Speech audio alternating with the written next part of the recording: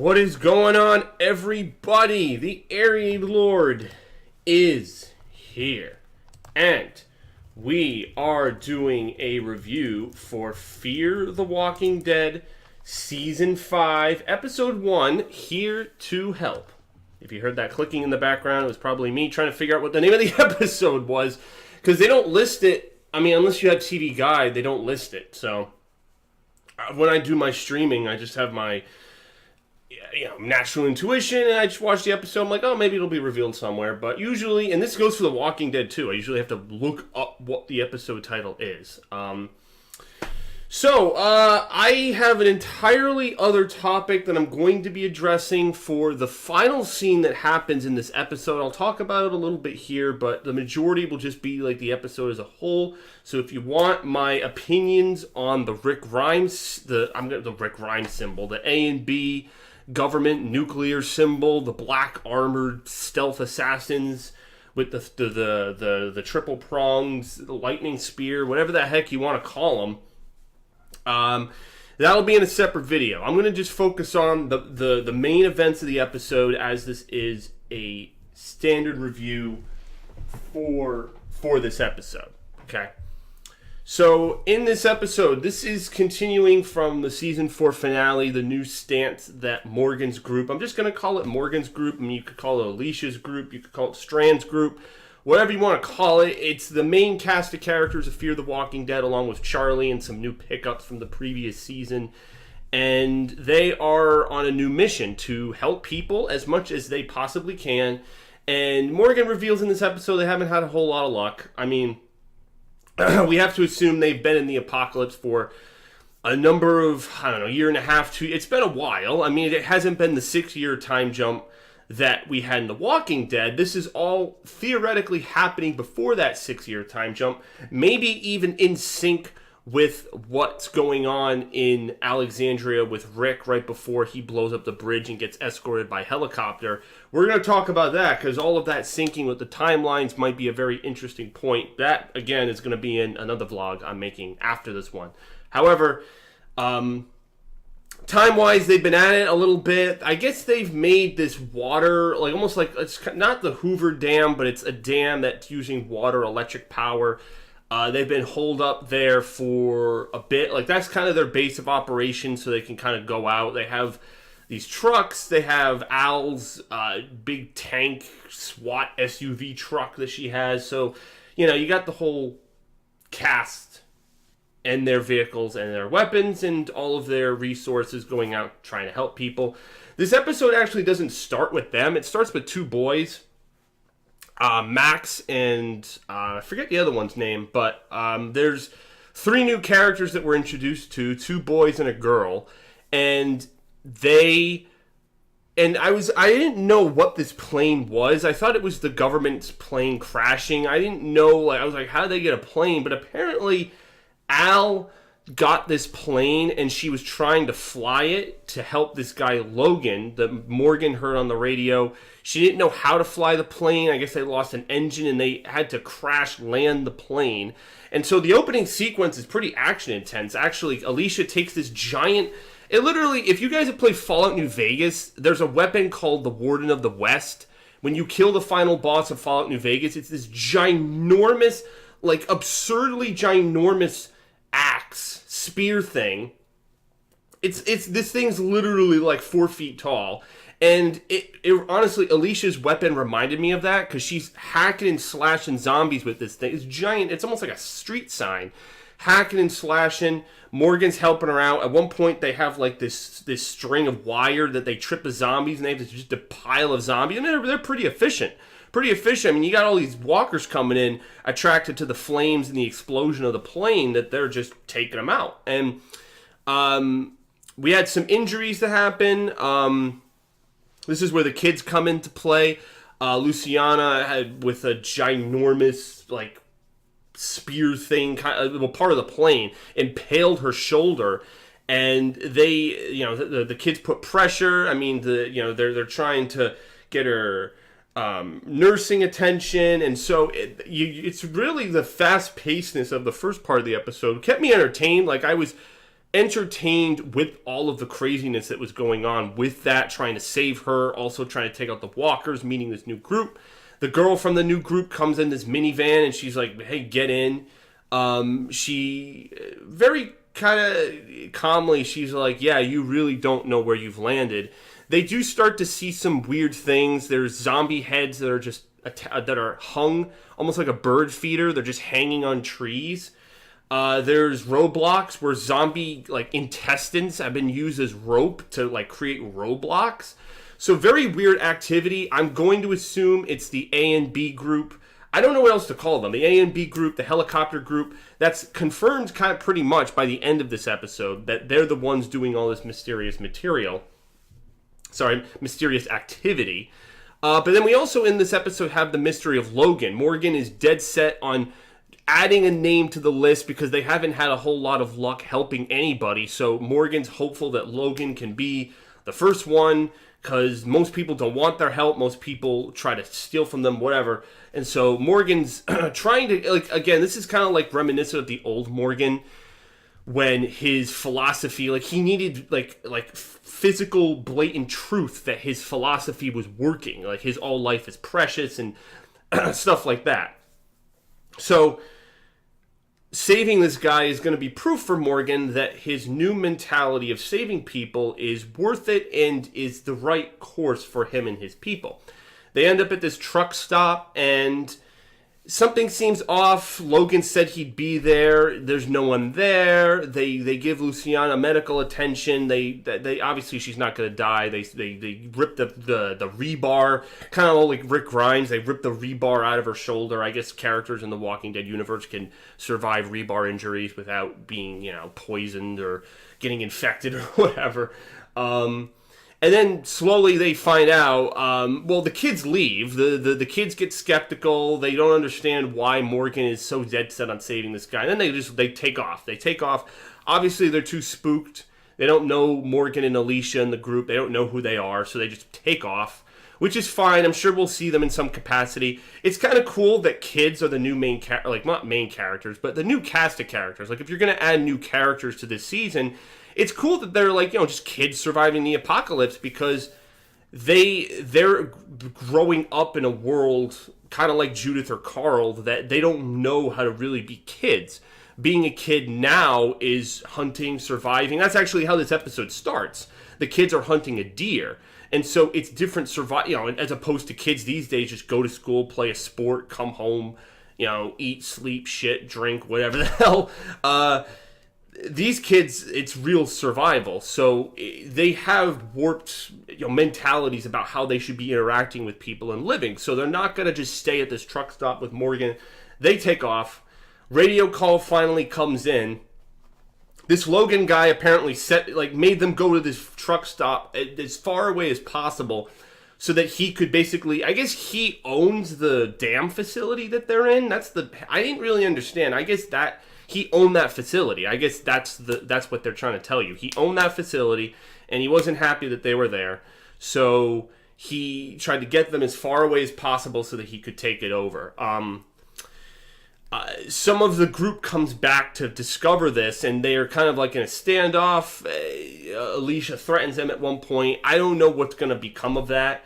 There's a couple plots going on here. One of which, Strand, in going through Al's tapes, actually finds an interview of all people, Daniel Salazar from the earlier seasons. I do remember him, even though I didn't watch some of the other seasons of Fear the Walking Dead. He was in the very first season as a freaking barber when the original group hid there, and his character has had a crazy progression.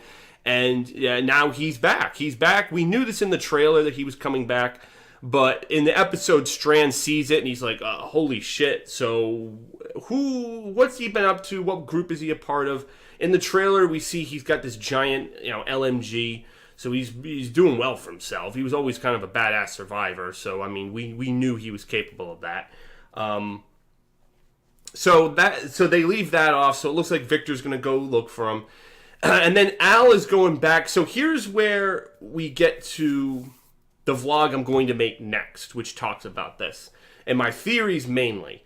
we get to Al during the commotion. There's a zombie in this like black, it's almost like stealth armor. It's like black camo armor, and the guy's zombified, and she can't. The zombie doesn't bite her, and I wasn't sure if it was because the zombie didn't want to bite her, like it had some cognitive ability left. Maybe this is some play on the virus where it didn't want to bite her, or maybe it had the armor headpiece on so it couldn't bite her. Nonetheless, she pushes the walker, and it gets impaled on rebar. Again, that's this show loves impaling people on rebar, which actually could be a reference, symbolism to Rick Grimes being impaled on the rebar and then him ending up with this group, which is a very kind of cool crossover symbolism. But Al sees something. I don't know what she sees in the video. That's what I'm confused about, because she's going through the tape and she stops and sees something that catches her attention enough that she goes back to the crash site when it's pouring rain out. And I mean, obviously the guy had something on him, so she puts the walker down and she finds notes inside of his pockets, and it has the symbol that matches with the symbol on the helicopter from the group that Jadis has been trading with since, season 7 before. And this is the group that has Rick Grimes, that supposedly has Heath if Corey Hawkins ever returns to the show. And so we know Rick Grimes is headed there. We don't know if it's happened yet in the timeline, but she finds this, and she's on the radio with Morgan, kind of excited that they have a lead into something. But before she can do anything, another one of these black-suited soldiers cattle prods, like electrifies her and knocks her out. So, when we go back to Al, what are we going to see? Like, that is, I'm like, whoa, like mind blown, because I think I've said this like 5 times in this video, that the next vlog I make, I'm going to dive deep into this new group, because the picture that they showed us, the pictures that were the promotional material for this episode, really got me excited. Like, seeing this super soldier with this like triple pronged weapon. In my mind, like, these are the endgame guys. These are the guys that we're building up to be the adversaries of the whole series, really, across all the movies and the whole shows as they are. Because Rick is going to be dealing with these people pretty heavily in this trilogy of movies. And now we're going to get some teasers, and it looks like the Fear the Walking Dead crew is on a crash course. So are they going to interact with this group first? Like, are we going to get story about this group before the movies? Like, are the movies going to deal with this group? Or is the Fear the Walking Dead show going to give us some clues but not really delve into it? Because I can easily see Fear the Walking Dead doing that in the next couple of episodes. They pussyfoot around it. We got to spend 3 episodes with Salazar, and we got to spend another 2 episodes dealing with the asshole who took over the dam. And then we got to deal with another 2 episodes trying to find those freaking kids that ran off in the van. I can easily see them just padding and milking as they've done before, milking the episodes until we get to what the bigger, larger plot is. Who this group that has the nuclear symbols, and is it radiation? Is radiation maybe one of the causes of the zombie virus? I mean, we're getting close. Like, we're getting close to what the hell is going on, and what's going on with the virus, and what the bigger groups at large that are trying to deal with this thing, what they're doing. I think this is the end game of the show that we're really, or the series that we're building up to. I really hope, because I think this is really a window into what the future of the whole series is. What we saw tonight was or last night when I'm making this, it's a window into just infinite possibilities for the end game. That just blew my mind when I thought about that. I was like, oh my god, like, we are seeing the adversaries, the villains, the guys who might be responsible for the virus, who are trying to modify the virus. Something. They're trying to do something with the walkers, and they're up to no good. They had this trading system with Jadis. We didn't really understand it. The A and B thing. Jadis has been trading people as part of her negotiation. Then her people got wiped out by Simon and the Negan and the Saviors. So we didn't get any expansion on them, and so Jadis was just remnants of this, and then she was just gonna take off and leave, but that whole scuffle with Negan kind of impeded the progress on that.